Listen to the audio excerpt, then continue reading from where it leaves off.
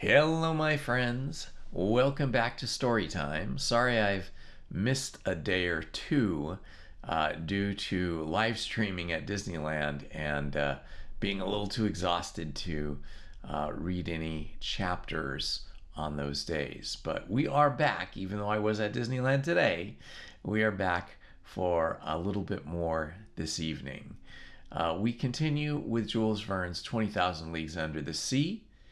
And we begin with chapter 22, Agri Somnia. The following day, the 10th of January, the Nautilus continued her course between two seas, but with such remarkable speed that I could not estimate it at less than 35 miles an hour. The rapidity of her screw was such that I could neither follow nor count its revolutions. When I reflected that this marvelous electric agent, after having afforded motion, heat, and light to the Nautilus, still protected her from outward attack and transformed her into the ark of safety which no profane hand might touch without being thunderstricken, my admiration was unbounded, and from the structure it extended to the engineer who had called it into an existence. Our course was redirected to the west, and on the 11th of January we doubled Cape Weasel, situation in 135 degrees longitude and 10 degrees north latitude, which forms the east point of the Gulf of Carpinteria. The reefs were still numerous, but more equalized, and marked on a chart with extreme precision. The Nautilus easily avoided the breakers of the Money to port and the Victoria reefs to starboard. Placed at 130 degrees longitude and the 10th parallel, which we strictly followed. On the 13th of January, Captain Nemo arrived in the Sea of Timor and recognized the island of that name in 122 degrees longitude. From this point, the direction of the Nautilus is inclined towards the southwest. Her head was set for the Indian Ocean. Where would the fancy of Captain Nemo carry us next? Would he return to the coast of Asia, or would he approach again the shores of Europe? Improbable conjectures both. To a man who fled from inhabited continents, then would he descend to the south? Was he going to double the Cape of Good Hope, then Cape Horn, and finally go as far as the Antarctic Pole? Would he come back at last to the Pacific, where his Nautilus could sail free and independently? Time would show. After having skirted the islands of Cartier and Hibernia, Seringapatam, and Scott, last efforts of the solid against the liquid element, on the 14th of January we lost sight of land altogether. The speed of the Nautilus was considerably abated, and with a regular course she sometimes swam in the bosom of the waters, sometimes floated on their surface. During this period of the voyage, Captain Nemo made some interesting experiments on the varied temperature of the sea in different beds.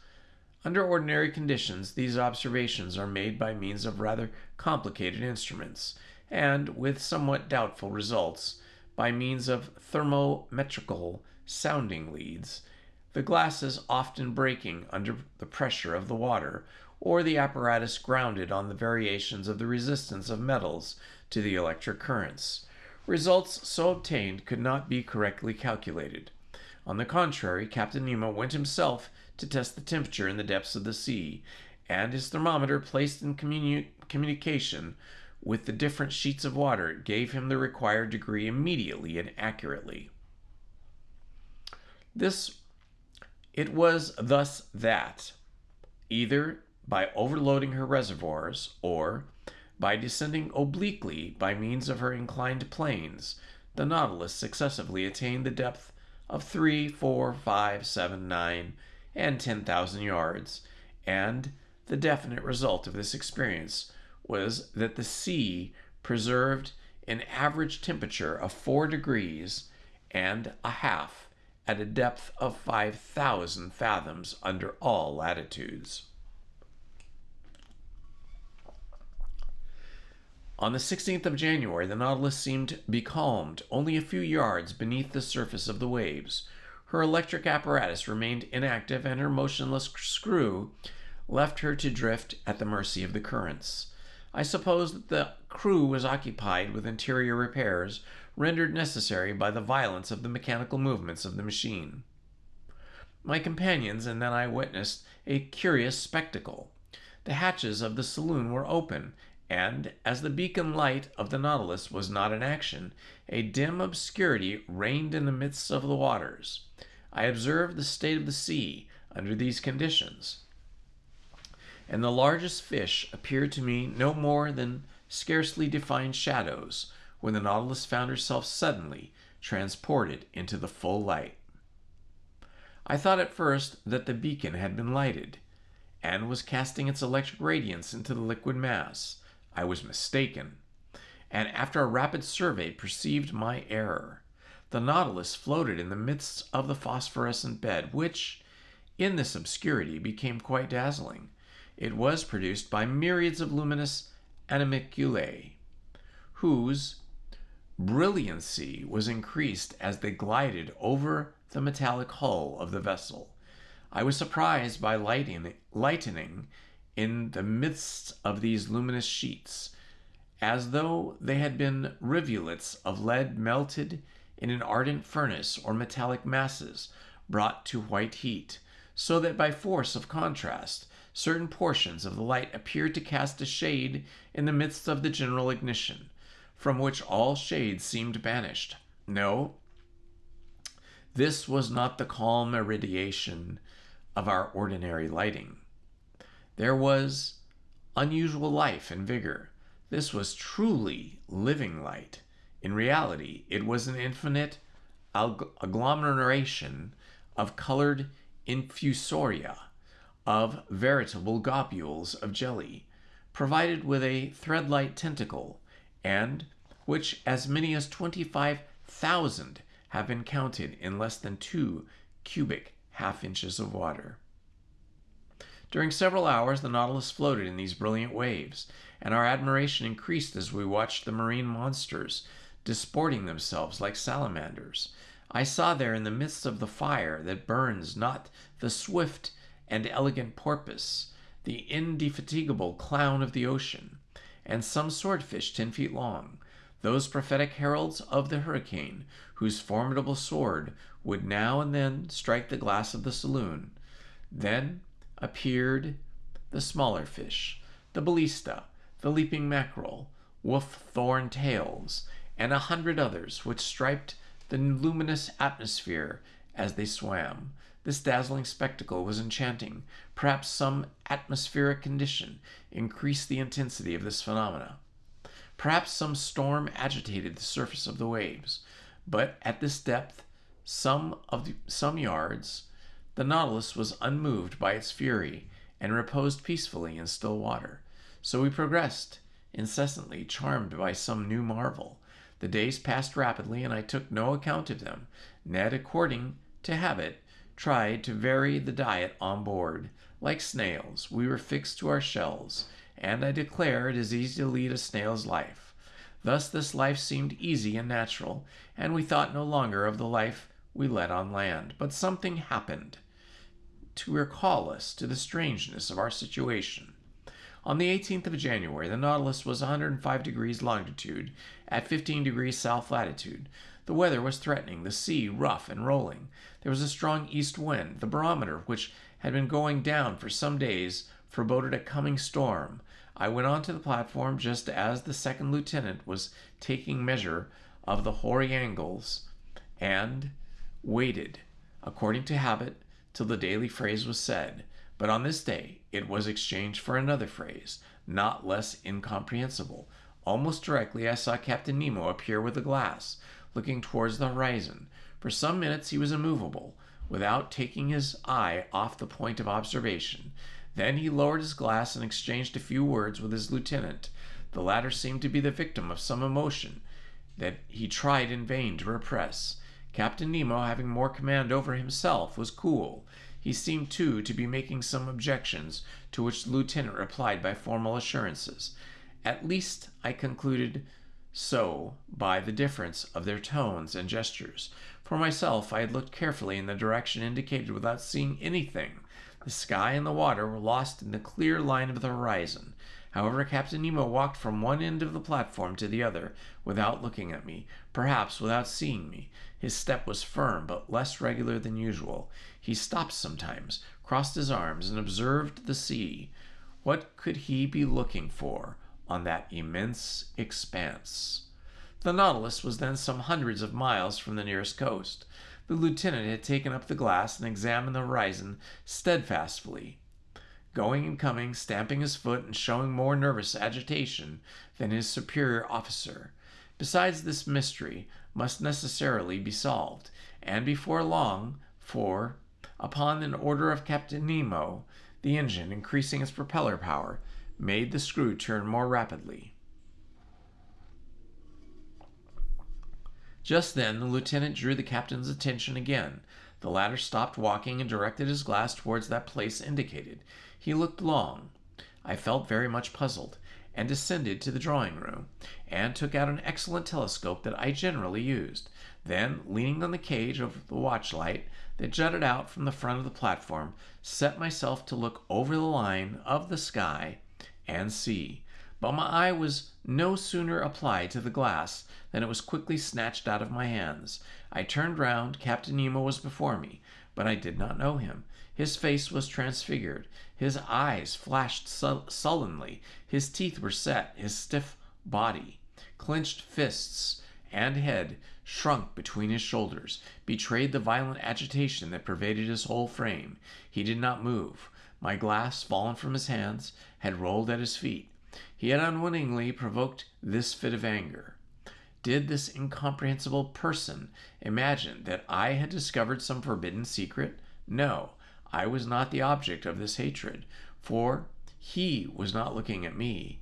His eye was steadily fixed upon the impenetrable point on the horizon. At last Captain Nemo recovered himself.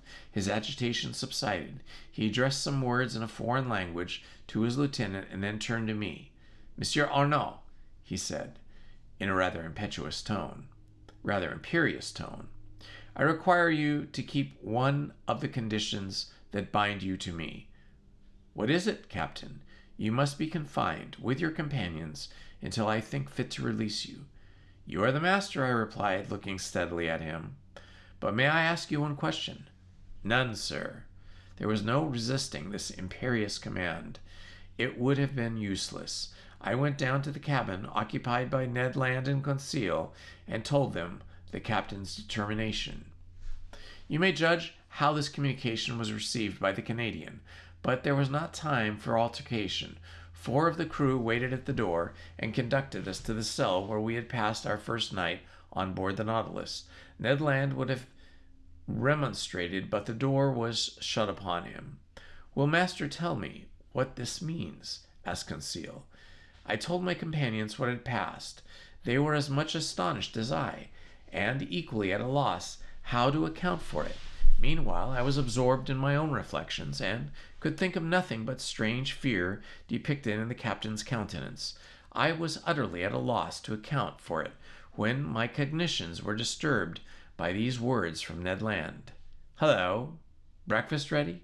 And indeed the table was laid. Evidently Captain Nemo had given this order at the same time that he had hastened the speed of the Nautilus. "Will master permit me to make a recommendation?" asked Conseil. "Yes, my boy." "Well, it is that master breakfasts. It is prudent, for we do not know what may happen." "You are right, Conseil. Unfortunately, Ned Land, they have only given us the ship's fare." "Friend Ned," asked Conseil, "what would you have said if the breakfast had been entirely forgotten?" This argument cut short the harpooner's recriminations.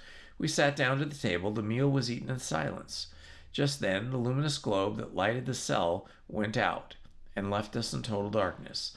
Ned Land was soon asleep, and what astonished me was that Conseil went off into a heavy slumber.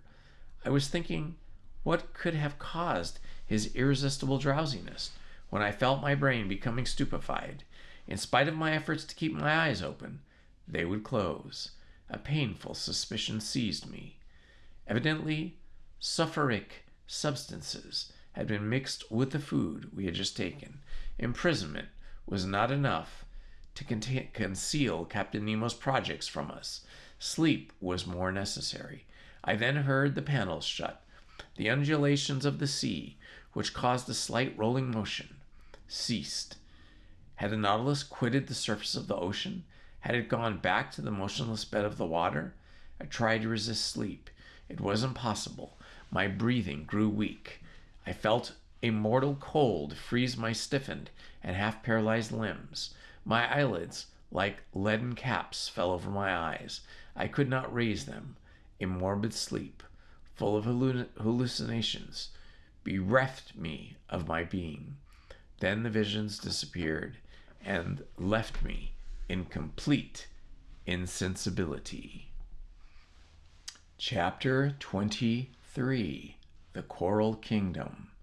The next day I woke with my head singularly clear. To my great surprise, I was in my own room. My companions, no doubt, had been reinstated in their cabin, without having perceived it any more than I. Of what had passed during the night, they were as ignorant as I, and to penetrate this mystery I only reckoned upon the chances of the future. I then thought of quitting my room. Was I free again, or a prisoner? Quite free. I opened the door, went to the half-deck, went up to the central stairs. The panels, shut the evening before, were open. I went to the platform.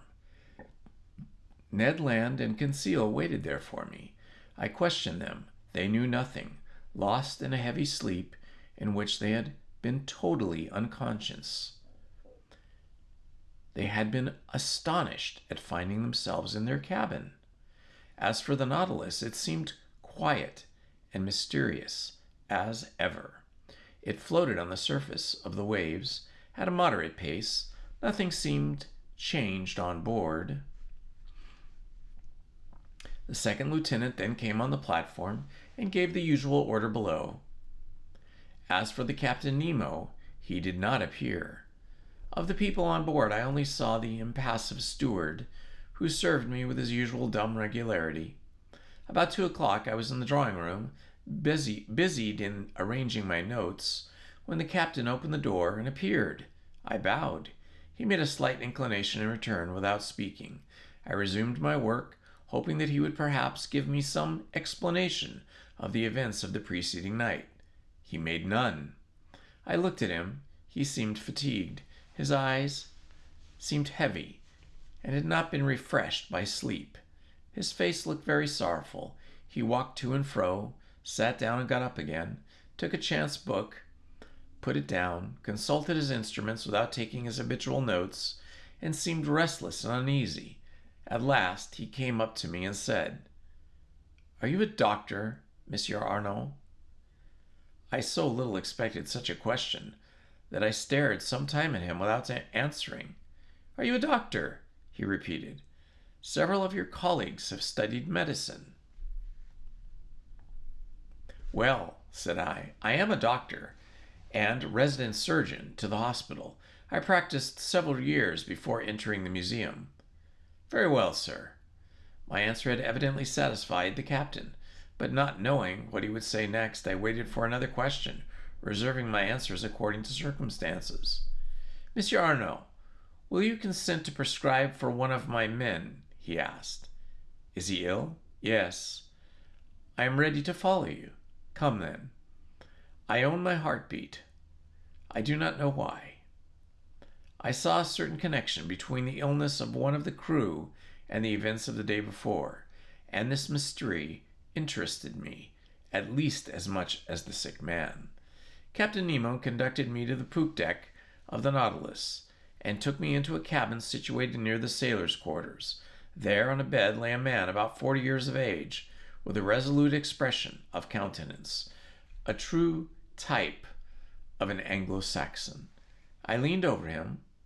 He was not only ill, he was wounded. His head, swathed in bandages covered with blood, lay on a pillow.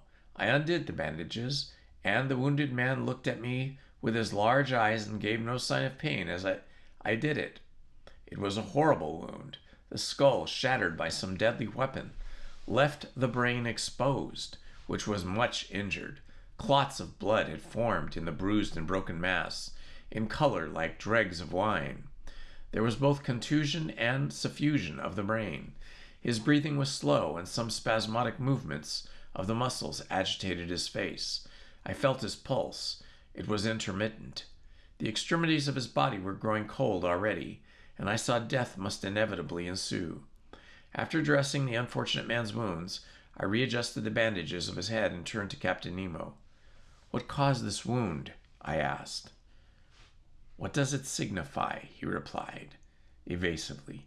"A shock has broken one of the levers of the engine, which struck myself." "But your opinion as to his state?" I hesitated before giving it. "You may speak," said the captain. "The man does not understand French." I gave a last look at the wounded man. "He will be dead in 2 hours." "Can nothing save him?" "Nothing." Captain Nemo's hand contracted, and some tears glistened in his eyes, which I thought incapable of shedding any. For some moments I still watched the dying man, whose life ebbed slowly. His pallor increased under the electric light that was shed over his deathbed. I looked at his intelligent forehead, furrowed with premature wrinkles, produced probably by misfortune and sorrow. I tried to learn the secret of his life from his last words that escaped his lips. "You can go now, Monsieur Arnaud," said the captain. I left him in the dying man's cabin and returned to my room, much affected by the scene. During the whole day I was haunted by uncomfortable suspicions, and at night I slept badly, and between my broken dreams I fancied I'd heard distant sighs like the notes of a funeral psalm. Were they prayers of the dead, murmured in that language that I could not understand? The next morning I went on to the bridge. Captain Nemo was there before me. As soon as he perceived me, he came to me. "Professor, will it be convenient to you to make a submarine excursion today?" "With my companions?" I asked. "If they like." "We obey your orders, Captain. Will you be so good, then, as to put on your cork jackets?" It was not a question of dead or dying. I rejoined Ned Land and Conseil and told them of the Captain Nemo's proposition. Conseil hastened to accept it, and this time the Canadians seemed quite willing to follow our example. It was 8 o'clock in the morning. At 8:30 we were equipped with this new excursion and provided with 2 contrivances for light and breathing. The double door was open, and accompanied by Captain Nemo, who was followed by a dozen crew, we set foot at a depth of about 30 feet on the solid bottom which the Nautilus rested. A slight declivity ended in an uneven bottom. At 15 fathoms depth, this bottom differed entirely from the one I had visited on my first excursion under the waters of the Pacific Ocean. Here there was no fine sand, no submarine prairies, no sea forest. I immediately recognized that marvelous region in which, on that day, the captain did honor to us. It was the Coral Kingdom. The light produced 1,000 charming varieties, playing in the midst of the branches that were so vividly colored. I seemed to see the membranes of the cylindrical tubes tremble beneath the undulation of the waters.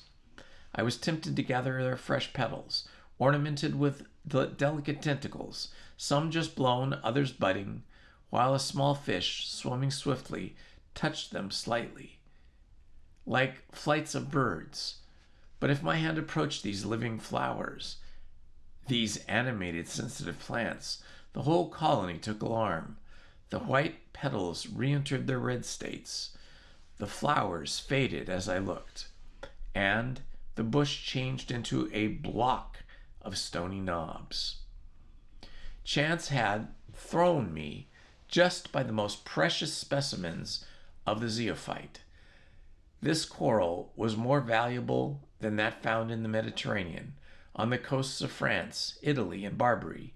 Its tints justified the poetical names of flowers of blood and froth of blood that trade has given to its most beautiful productions. Coral is sold for 20 pounds per ounce, and in this place the watery beds would make the fortunes of a company of coral divers. This precious matter, often confused with other pulpi, formed and then inextricable plots called machata, and on which I noticed several beautiful specimens of pink coral. But soon the bushes contract and the arboraceans increase. Real petrified thickets, long joists of fantastic architecture, were disclosed before us. Captain Nemo placed himself under a dark gallery, where by a slight declivity we reached a depth of 100 yards. The light from our lamps produced sometimes magical effects, following the rough outlines of the natural arches and pendants disposed like lustres that were tipped with points of fire. At last, after walking 2 hours, we had attained a depth of about 300 yards, that is to say, the extreme limit on which coral begins to form. But there was no isolated bush nor modest brushwood at the bottom of the lofty trees. It was an immense forest of large mineral vegetation. Enormous petrified trees, united by garlands of elegant sea-bind weed, all adorned with clouds and reflections. We passed freely under their high branches, lost in the shade of the waves. Captain Nemo had stopped.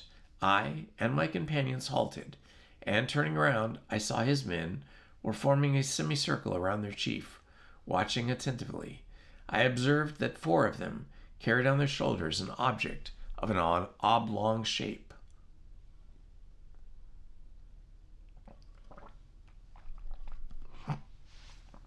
We occupied in this place the center of a vast glade surrounded by the lofty foliage of the submarine forest.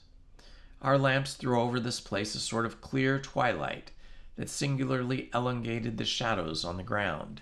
At the end of the glade, the darkness increased and was only relieved by little sparks reflected by points of coral. Ned Land and Conseil were near me. We watched, and I thought I was going to witness a strange scene.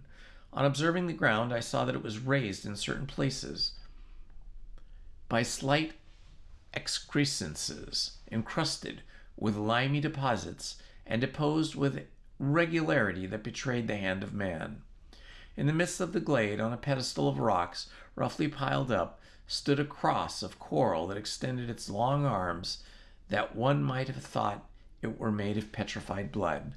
Upon a sign from Captain Nemo, one of the men advanced, and at some feet from the cross, he began to dig a hole with his pickaxe that he took from his belt. I understood all. This glade was a cemetery, this hole a tomb, this oblong object the body of the man who had died the night before. The captain and his men had come to bury their companion in this general resting place at the bottom of this inaccessible ocean. The grave was being dug slowly. The fish fled on all sides while the retreat was being thus disturbed. I heard the strokes of the pickaxe, which sparkled when it hit upon some flint lost at the bottom of the waters. The hole was soon large enough and deep enough to receive the body. Then the barriers approached. The body, enveloped in a tissue of white linen, was lowered into the damp cave.